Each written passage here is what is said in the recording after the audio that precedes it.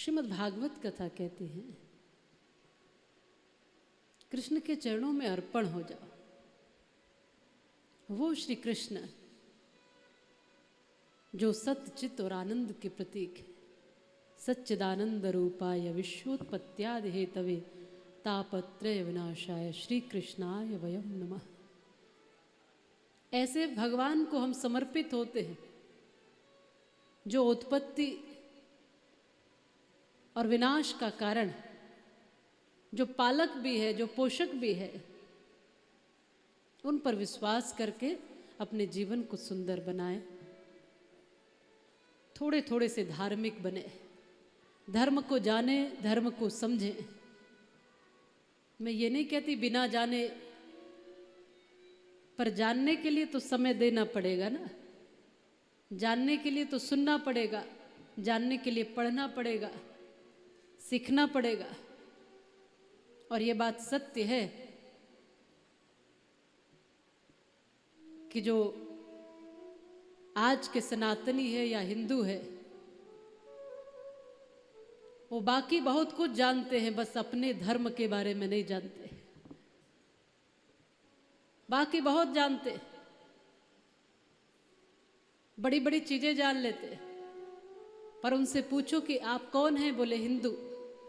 तो हिंदुत्व क्या है पता ही नहीं। सनातनी आप हो कैसे पता ही नहीं। आप हिंदू कहलाते कैसे हैं? हिंदू घर में जन्म लेने से बस। तो ना हिंदुओं को अपने हिंदुत्व के बारे में पता है, न हमारे बच्चों को हमारे धर्म के बारे में पता है। इसलिए जानो, बिना जाने ये सब होता है। बिना जाने ही हम कहीं भी दौड़ पड़ते हैं, बिना जाने हम कुछ भी करने लगते हैं। और जो जान लेता है वो समझ करके धर्म को धारण करता है। अभी गणेश उत्सव चल रहा था, कल गणेश विसर्जन हुआ। श्रद्धा है हमारे पास, हम सबके पास श्रद्धा है, आस्था है, विश्वास है, पर समझ नहीं है। हिंदुओं के पास श्रद्धा तो है पर समझ नहीं है। बहुत कम ऐसे हैं जो समझते हैं क्या करना है, कैसे करना है, क्यों करना है। आज हम शौक में इतनी इतनी बड़ी बड़ी प्रतिमाएं गणेश जी की रखते हैं, फिर जब उनका विसर्जन करते हैं तब क्या स्थिति होती है।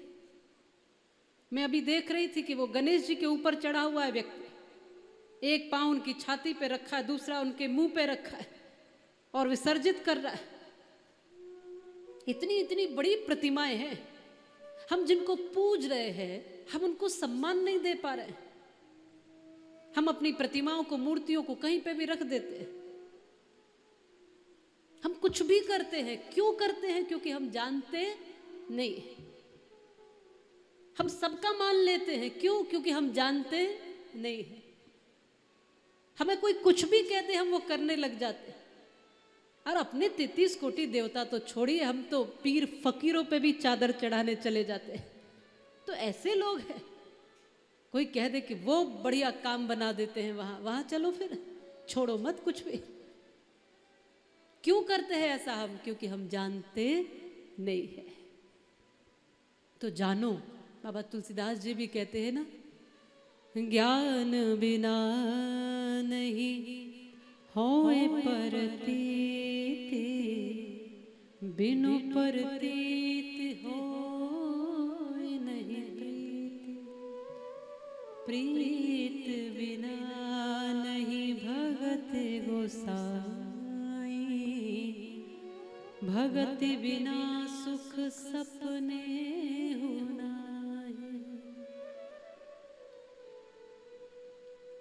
बहुत आवश्यकता है आज सनातनियों को, हिंदुओं को अपने धर्म के बारे में जानने की, अपने ग्रंथों को पढ़ने की, अपने शास्त्रों का अध्ययन करने की, अपने मंदिरों में जाने की, अपने संतों के स्थान पर आने की, तीर्थों में आने की और समझने की।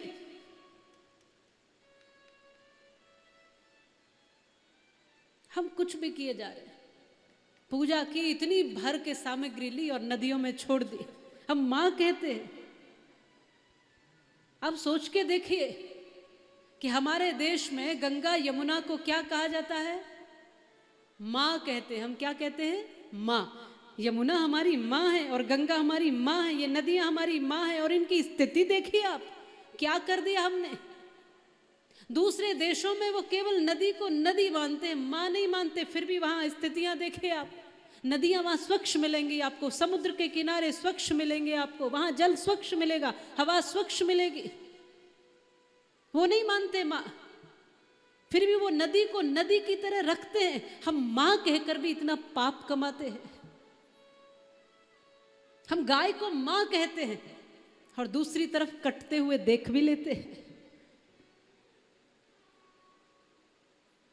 हम अपने संतों को भगवान के तुल्य मानते हैं,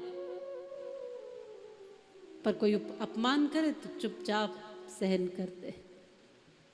हम अपनी परंपराओं की खिल्ली उड़ते हुए देखते हैं, क्योंकि हम जानते नहीं। पढ़ा होता तो जानते, इसलिए पढ़ो जितना हो सकता है जी। स्वयं पढ़िए, स्वयं जानिए। आज तो सुविधा है।